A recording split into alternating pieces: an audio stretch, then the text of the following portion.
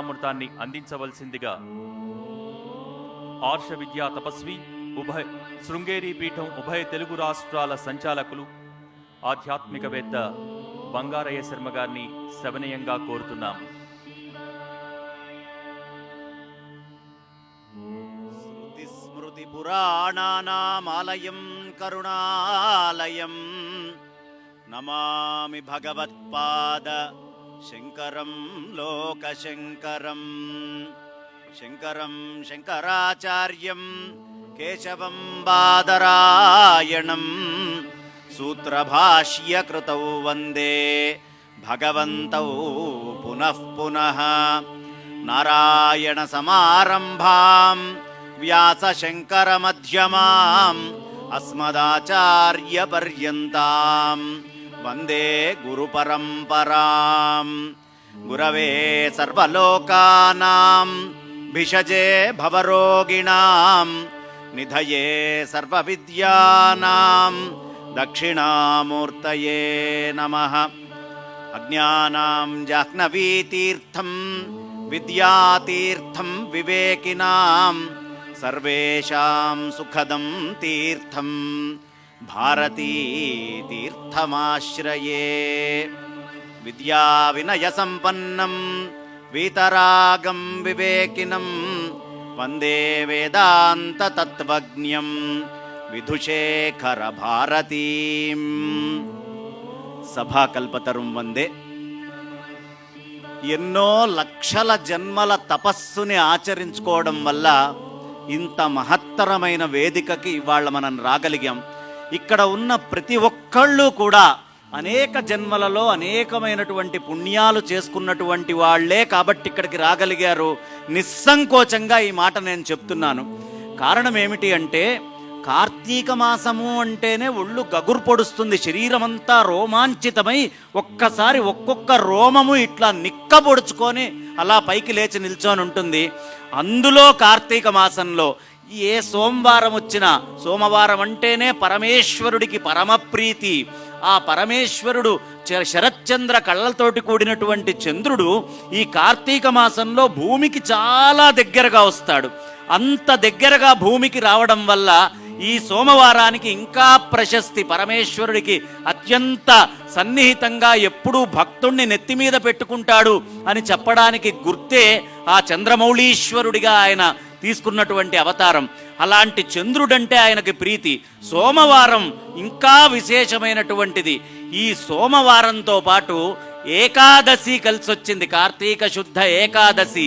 దీన్నే ఉత్థాన ఏకాదశి అని పిలుస్తారు, ప్రబోధిని ఏకాదశి అని పిలుస్తారు.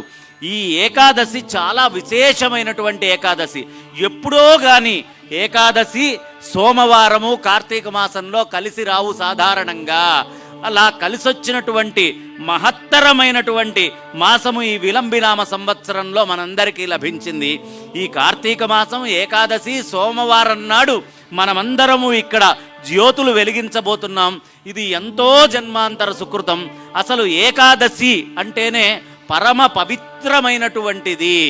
ఎంత పవిత్రమయ్యా అంటే అన్ని ఏకాదశుల్లోకి కార్తీక శుద్ధ ఏకాదశి మరీ విశేషం. ఎందుకు అంటే ఆషాఢ శుద్ధ ఏకాదశి నాడు విష్ణుమూర్తి యోగ నిద్రలోకి వెళ్తారు. లక్ష్మీ అమ్మవారు అడిగింది, అయ్యా ఎప్పుడూ మీరు ఇలా లోకసేవ చేస్తూ ఉంటే నాకు కూడా భారం అవుతుంది కదా, కాబట్టి కొంత ఎప్పుడైనా మీరు కాస్త సమయం యోగ నిద్రలోకి వెళ్తే నాకు కూడా కాస్త సమయం లభిస్తుంది అని ఆవిడ ప్రార్థించింది. ప్రార్థించేటప్పటికీ సరే అని పరమేశ్వరుడు విష్ణుమూర్తి ఆషాఢ శుద్ధ ఏకాదశి నుంచి కార్తీక శుద్ధ ఏకాదశి దాకా యోగ నిద్రలో ఉంటాడు. ఈ యోగ నిద్రలో ఉన్న సమయంలో మహామాయ ప్రళయ తాండవం చేస్తుంది ఈ 4 నెలల పాటు. అందుకనే యతీశ్వరులు గాని యోగులు గాని పూర్వం పెద్దలు గాని చాతుర్మాస్య వ్రతము అనేటటువంటి ఒక వ్రతాన్ని ఆచరించి ఈ 4 నెలలు అటూ ఇటూ కదలకుండా ఒకటే దగ్గర ఉండి నిరంతరము హరనామస్మరణ చేస్తూ భగవంతుడి యొక్క చింతననే వాళ్ళు పరమార్థంగా భావిస్తూ నిత్య నిరంతరము జీవించి, ఇదిగో ఈ 4వ నెల కార్తీక శుద్ధ ఏకాదశి నాడు విష్ణుమూర్తి బయటికి వస్తారు కాబట్టి వాళ్ళు కూడా చాతుర్మాస్యాల్ని వదిలిపెట్టి బయటికి రావడం జరుగుతుంది. మహాతపస్సంపన్నులు, నిత్యము పరమాత్మని గురించి ఆలోచించే వాళ్ళకే కార్తీక శుద్ధ ఏకాదశి ఇంత మహత్తరమైందైతే విష్ణుమూర్తిలో ఇవాళ వెళ్ళిపోయి మహామాయ మళ్ళీ అంతర్లీనమైపోతుంది కార్తీక శుద్ధ ఏకాదశి నాడు. మరి మనమెంత అదృష్టవంతులము, మనము ఎంత జాగ్రత్తగా ఉండాలి, ఎంత పుణ్యం చేసుకోవాలి. ఇవాల్టి రోజున ఈ కార్తీక శుద్ధ ఏకాదశి నాడు విష్ణుమూర్తి అలా నిద్ర మేల్కొనంగానే ఎవరైతే పరిపూర్ణంగా విష్ణు ధ్యానంలో ఉండి పరమేశ్వర ధ్యానంలో ఉండి దీపారాధన చేసుకుంటారో, ఉసిరికాయతోటి కూడినటువంటి దీపారాధన కానీ, నువ్వుల నూనెతోటి వేసి చక్కగా, లేదు ఆవు నెయ్యి వేసి కానీ ఎవరు దీపారాధన చేస్తారో ఖాయముగా వాళ్ళు వైకుంఠములో స్థిర నివాసాన్ని ఏర్పరచుకుంటారు. దీంట్లో అనుమానమే లేదు. ఎంత జన్మాంతర సుకృతమండి మనందరిది. అలాంటి కార్తీక శుద్ధ ఏకాదశి నాడు మనమందరము ఇక్కడ ఒక దగ్గర కూడుకొని ఇవాళ జ్యోతుల్ని వెలిగించుకుంటున్నాం. ఒక్క దీపం వెలిగిస్తేనే అంత మహత్తర పుణ్యము అని పెద్దలు చెప్తున్నారే, మరి ఇక్కడ దీప సమూహము, అనేక లక్షల కోట్ల దీపాలు ఇక్కడ ఒక్కసారిగా వెలగబోతున్నాయి. అన్నన్ని ఒత్తులు ఇక్కడ వెలగబోతున్నాయి. ఇంత మహత్తరమైనటువంటి ఘట్టము మనమందరము కూడా చూడబోతున్నాము. కాబట్టి ఇలాంటి మహత్తరమైనటువంటి ఘట్టములో భాగస్వామ్యులమైనటువంటి మనమందరము ధన్యులం. అయితే దీపం ఎక్కడైనా వెలిగించవచ్చు, ఎక్కడ వెలిగించినా పుణ్యం వస్తుంది. కానీ అన్ని చోట్ల వెలిగించిన దానికంటే ఇవాళ భాగ్యనగరంలో, ఇదిగో ఇక్కడ ఈ ఎన్టీఆర్ గార్డెన్స్లో ఈ భక్తి కోటి దీపోత్సవంలో గనక ఎవరైనా వచ్చి దీపం వెలిగిస్తే అది 1,00,000 రెట్లు ఎక్కువ ఫలితం ఇస్తుంది. దీంట్లో అనుమానమే లేదు. కారణం ఏమిటి అంటే చూడండి ఎంత చక్కగా ఏర్పాటు చేశారో. మనకి అక్కడ నక్షత్రాలు, 27 నక్షత్రాలకి సంబంధించినటువంటి వనాన్ని, ఒక్కొక్క వృక్షాన్ని, ఒక్కొక్క మొక్కని తీసుకొచ్చి అక్కడ పెట్టారు. అలాగే నవగ్రహాలకి సంబంధించినటువంటి మొక్కల్ని కూడా తీసుకొచ్చి వేదికలో పెట్టడం జరిగింది. దీని అర్థం ఏమిటి? నవగ్రహాల యొక్క సంపూర్ణ అనుగ్రహం కావాలి అన్నా, లేదు చక్కగా మనకి పరిపూర్ణంగా నక్షత్రాలన్నిటి శాంతి జరగాలంటే అదిగో ఆ మధ్యలో చక్కగా వనాన్ని ఏర్పాటు చేశారు.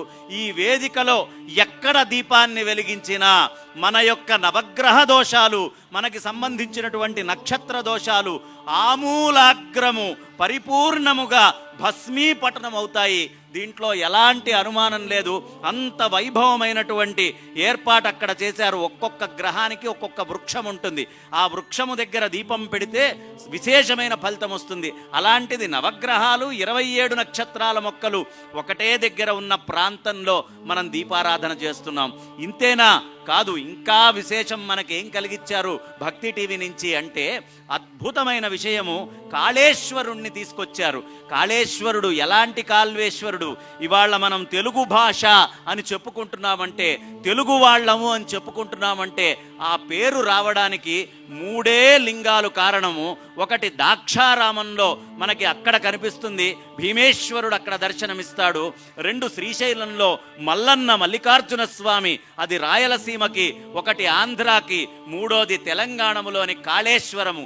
ఈ 3 లింగాల్ని కలిపే త్రిలింగ దేశము అంటారు. ఈ 3 లింగాల దగ్గర ఉండేటటువంటి వాసులందరూ తెలుగు భాషలో మాట్లాడతారు. కాబట్టి మనందరము త్రిలింగ భాష, అసలు త్రిలింగ భాష తెలుగు భాష, తెలుగు భాషగా పరిణతి చెందింది, రూపాంకురం చెందింది.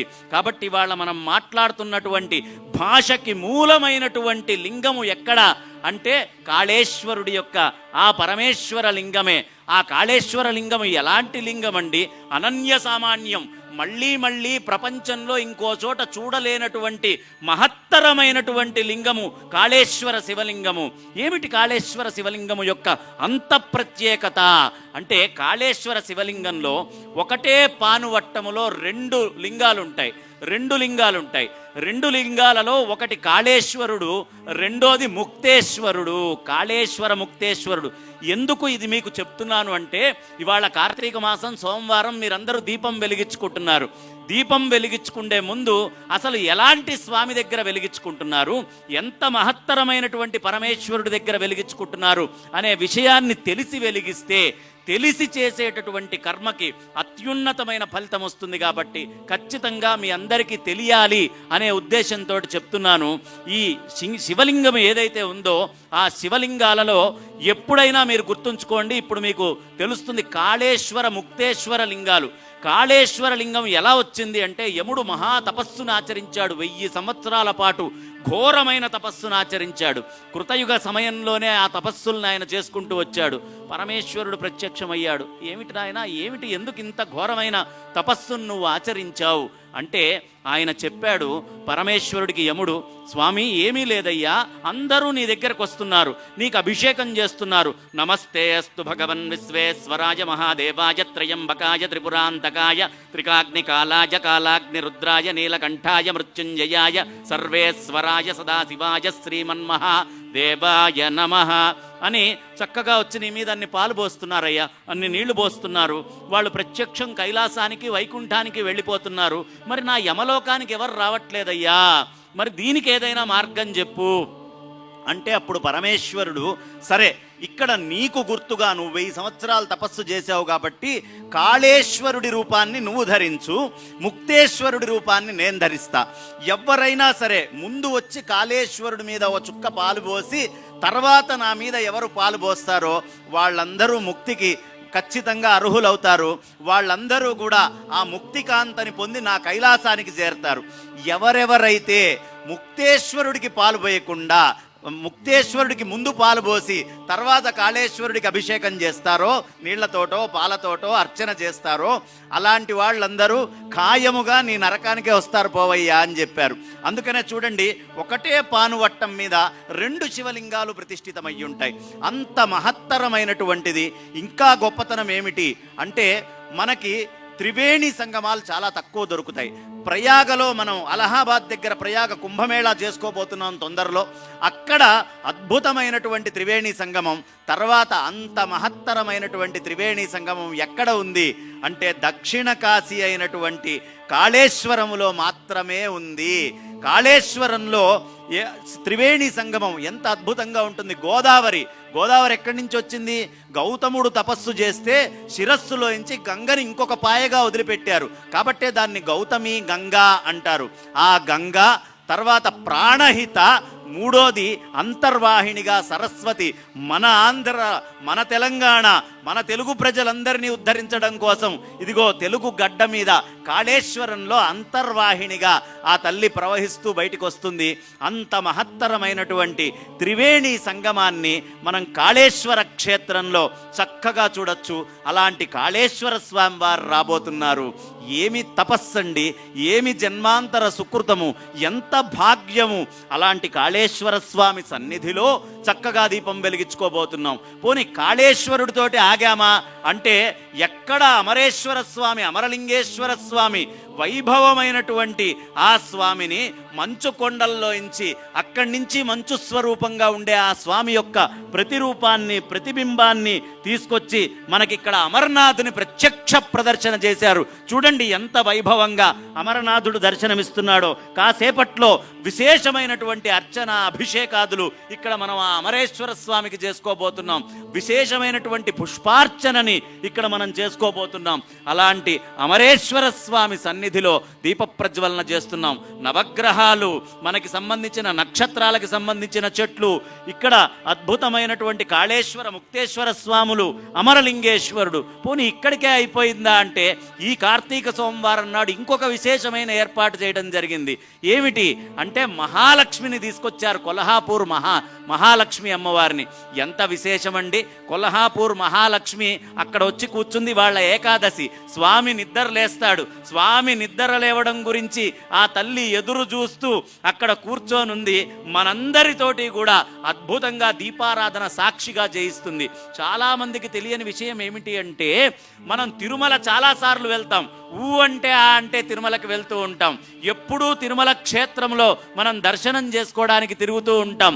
కానీ ఎవరు తిరుమలకి మాత్రమే వెళ్ళి కొల్హాపూర్లో ఉన్న మహాలక్ష్మి అమ్మవారి దర్శనం చేసుకోరో వాళ్ళకి తిరుమల దర్శనం చేసుకున్నటువంటి పుణ్యము లభించదు అని స్పష్టంగా అమ్మవారు కోరుకుంటే వరం ఇచ్చారు. కాబట్టి ఎంతమంది ఇవాళ తిరుమల వెళ్ళి కొల్హాపూర్ మహాలక్ష్మిని దర్శించుకోలేదో వాళ్ళందరి కోసము ఆ మహాలక్ష్మీదేవే మహారాష్ట్రము నుంచి కొలవై నెలవై మనందరినీ ఆశీర్వదించి అనుగ్రహించడం కోసము ఆ తల్లి కదిలొచ్చి ఇవాళ హైదరాబాద్లో ఇక్కడ కూర్చొని తిష్ట వేసుకొని కూర్చొని ఉంది.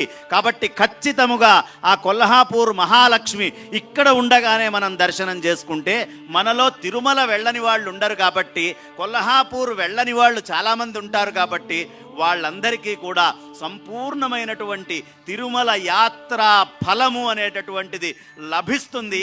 అందుకోసం ఆ తల్లిని తీసుకొచ్చి ఇక్కడ ఏర్పాటు చేశారు. దీంట్లో ప్రత్యేకత ఏమిటి అని మనం ఆలోచిస్తే, ఎప్పుడైనా గుర్తుంచుకోండి, ఒక చీమ ఏం చేస్తుంది? చీమ మెల్లిగా నడుచుకుంటూ చెట్టు మీదకి ఎక్కుతుంది. చెట్టు మీదకెక్కి మామిడి పండు లోపలికి వెళ్ళి రుచి చూస్తుంది. ఆ మామిడి పండు రుచి చూసి అక్కడే ఉంటుందా? ఉండదు. మళ్ళీ కిందకి వచ్చి మిగతా అన్ని చీమల్ని తీసుకొని వెళ్ళి దర్శనం చేయించి వాటన్నిటికీ కూడా ఆ రుచిని చూపించి అది ఆనందిస్తుంది. అలాగే నిజంగా ఇవాళ నరేంద్ర చౌదరి గారి దంపతులైతేనేమిటి, భక్తి టీవీ చక్కగా ఎంత రచనా టెలివిజన్స్ తరఫున ఎంత అద్భుతమైన ఏర్పాటు చూడండి. వాళ్ళు ఆ మాధుర్యాన్ని ఆస్వాదించటమే కాకుండా నాకొక్కడికే కాదు అందరికీ కూడా ఆ భాగ్యం కలగాలి, ప్రతి ఒక్కళ్ళు తరించాలి అనే ఉద్దేశ్యంతో ఇవాళ ఆ మహాలక్ష్మి అమ్మవారిని తీసుకొచ్చి ఇక్కడ ప్రతిష్ఠ చేయటం జరిగింది. ఎంత అదృష్టము, ఎంత జన్మాంతర సుకృతం ఆ తల్లిని మనం అక్కడ తెచ్చుకోవడం. త్యాగరాయస్వామి వారు చెప్తారు ఒకానొక కీర్తనలో, పేరుక ప్రతిష్టక ఊరక నిన్ను నమ్మితి, ఊరివారు వీధివారు ఒక్క జాతి వారు కారు, చేయి బట్టి విడువబోకు రామా. రామా, నేనేమన్నా పేరుకా ప్రతిష్టక అయ్యా నిన్ను కొలిచింది? నాకు పేరొద్దు, నాకు ప్రతిష్ట వద్దు, నాకు ఇంకేమీ వద్దు. నాకు కావాల్సిందల్లా ఇదిగో నా వీధిలో, నా వాడలో, నా ఊర్లో మిగతా జనమందరూ ఒక్క జాతి, ఒక్కళ్ళు కాదు, రకరకాల వాళ్ళు ఉన్నారు. వాళ్ళెవ్వరి చెయ్యి వదిలిపెట్టకు రామా. వాళ్ళందరినీ కూడా నాతో పాటు నీ సాకేత నిలయానికి తీసుకొని వెళ్ళాలి అని ప్రార్థన చేశారు. నిజంగా ఇవాళ నరేంద్ర చౌదరి గారు చేస్తున్నటువంటి, ఆ దంపతులు చేస్తున్నటువంటి మహత్తరమైన కృషి పని అదే. వాళ్ళు ఆనందించడం కాదు, అందరిచే ఆస్వాదించడానికి యోగ్యమైనటువంటి పనిని చేస్తున్నారు. ఇది చాలా విశేషం. ఇలాంటి సందర్భంలో మనము చక్కగా కార్తీక దీపాలని ప్రజ్వలనం చేసుకోబోతున్నాం. ఎంత మహత్తరము కార్తీక దీప ప్రజ్వలనము అంటే అనన్య సామాన్యమైనటువంటి పుణ్యాన్ని ఇస్తుంది. కార్తీక మాసంలో ఒక్క దీపాన్ని వెలిగిస్తేనే కీటకాలు, పశువులు, పక్షులు, మనకి ఎక్కడ దోమలు, ఈగలు ఇలాంటివి కూడా తరిస్తాయి. స్థలంలో, జలంలో ఉండేవి తరిస్తాయి. చూసినంత మాత్రానే అన్ని జంతువులు, జీవులు తరిస్తూ ఉంటే వెలిగిస్తున్నటువంటి మనము ఎంత భాగ్యము, ఎంత అదృష్టం చేసుకున్న వాళ్ళం అవుతాం. ఒక్కసారి ఇంత భాగ్యం మనకి లభించింది కాబట్టి మనము హరిహర నామస్మరణని ఖచ్చితంగా చేసుకుందాం. రెండు చేతులు పైకెత్తి హరయే నమః, హరయే నమః, హరయే నమః, శివాయ గురవే నమః, శివాయ గురవే నమః, శివాయ గురవే నమః. గోవింద గోవింద గోవింద. ఇవాళ విష్ణుమూర్తి లేచాడు. ఖచ్చితంగా పెద్దగా గోవిందనామం చెయ్యండి. గోవింద గోవింద అంటే పోయేది ఏమీ లేదు, విశేషమైన ఫలితం మనకు వస్తుంది. పెద్దగా చెప్పండి గోవింద. మొహమాట పడుతున్నారు గోవింద అంటానికి. ఇప్పుడు గోవింద అంటానికి మొహమాట పడ్డా ఏదో ఒక రోజు గోవింద అంటాం ఖాయం. గోవింద అనే లోపే గోవింద అనేటటువంటి వాడు అదృష్టవంతుడు. గోవింద గోవింద. మనం మర్చిపోకుండా నిత్య నిరంతరము భగవన్ నామస్మరణ చెయ్యాలి. కలౌ నామ సంకీర్తనం అన్నారు. కలియుగంలో నామ సంకీర్తనమే. భగవన్ నామాన్ని చేస్తే దీన్ని నోరు అన్నారు, లేకపోతే రుబ్బురోలు అంటారు. నోరు ఏం చేస్తుంది? భగవన్ నామం చేస్తుంది. అది నోరు కాలేదనుకోండి, రుబ్బురోలు పని చేస్తుంది. రుబ్బురోలు ఏం చేస్తుంది? చక్కగా అన్ని కందులో మినప్పప్పో ఏదైనా వేస్తే పిండి చేసి పెడుతుంది. అలాగే భగవన్ నామం పలకనటువంటి నోరు రెండు దోశలో, ఇడ్లీలో వేస్తే పిండి చేసి పెడుతుంది తప్ప దానివల్ల ఏ విధమైన ఫలితము లేదు. కాబట్టి మనది నోరా రుబ్బురోలా అనే విషయాన్ని మనమే తెలుసుకోవాలి. గోవిందా గోవిందా. ఎక్కడికి వినిపించాలి? కొల్హాపూర్లో మహాలక్ష్మి అమ్మవారికి, తిరుమలలో వెంకన్నకి, కాళేశ్వరంలో పరమేశ్వరుడికి వినిపించాలి. గోవిందా గోవిందా. ఆ చివరి నుంచి ఇక్కడ దాకా వినిపించాలి, ప్రతిధ్వనించాలి. గోవింద గోవింద గోవింద గోవింద చెప్పండమ్మా. శివ శివేతి శివేతి శివేతివా భవ భవేతి భవేతి భవేతివా హర హరేతి హరేతి హరేతివా భజ మనః శివమేవ నిరంతరం. శివాయ గురవే నమః హరయే నమః. ఎందుకు ఇంత భగవన్నామం చేస్తున్నాము అంటే శివ శివ శివయనరాదా, శివనామము చేదా. ఏమయ్యా శివనామం అంటానికి చేదా? శివ శివ అను. శివ శివనామము గనక మనం తలుచుకుంటే భవభయ పాపములన్నిటినీ పారద్రోలుతుందది. ఎన్ని పాపాలు మనం తెలిసి తెలియక చేసుంటాం. తెలిసి తెలియక చేసినటువంటి పాపాలన్నిటినీ కూడా భస్మీపటనం చేస్తుంది. కాబట్టి ఈ మహత్తరమైనటువంటి మానవ జన్మ లభించడం కష్టం. ఇందులో మనం చక్కగా అద్భుతంగా ఆ పరమేశ్వర నామాన్ని చేద్దాం. ఆ భగవన్ నామము ఎలా చేయాలి? అదిగో మేఘము నుంచి చక్కగా భూమి మీద వర్షం వల్ల సస్యం వస్తుంది, సస్యము నుంచి మనకు అన్నం వస్తుంది, అన్నం వల్ల ప్రాణం, ప్రాణం వల్ల బలం వస్తుంది, బలము వల్ల తపస్సు చెయ్యాలి, తపస్సు వల్ల శ్రద్ధ వస్తుంది, శ్రద్ధ వల్ల మనకి సమస్తమైనటువంటి ఈ ఇంద్రియ నిగ్రహము అనేది వస్తుంది. దాని ద్వారా బుద్ధి వికసితమవుతుంది, బుద్ధి వల్ల మనకి మనస్సు చాలా పవిత్రమవుతుంది, మనస్సు పవిత్రమవడం వల్ల మన యొక్క స్మృతి పెరుగుతుంది, స్మృతి పెరగడం వల్ల స్మారం పెరుగుతుంది, స్మారము వల్ల మనందరము కూడా చక్కగా ఎంతో ఏకాగ్రతతో నిర్మలత్వంతో ఉంటాం. స్మారము నుంచి మనము ఖచ్చితముగా చేయవలసినటువంటిది ఏమిటి? మర్చిపోకుండా విజ్ఞానము అనేటటువంటిది అభివృద్ధి చేసుకోవడం, శాంతి అనేటటువంటిది పొందడం. శాంతి విజ్ఞానము ద్వారా ఆనందము, నిజమైన ఆత్మతత్వం వస్తుంది. ఇదంతా కార్తీక మాసంలో ఒక్క దీపం వెలిగిస్తే వస్తుంది. కాబట్టి భక్తి టీవీ వాళ్ళు ఏర్పాటు చేసినటువంటి ఈ మహత్తర కార్యక్రమంలో భక్తితో, శ్రద్ధతో చిత్తము మొత్తము ఒక చోట కేంద్రీకృతం చేసి జరిగేటటువంటి మహత్ వేడుకల్ని చూస్తూ మనమందరము కూడా చక్కగా దీపోత్సవం చేసుకుందాం. హరయే నమః. గోవింద గోవింద గోవింద.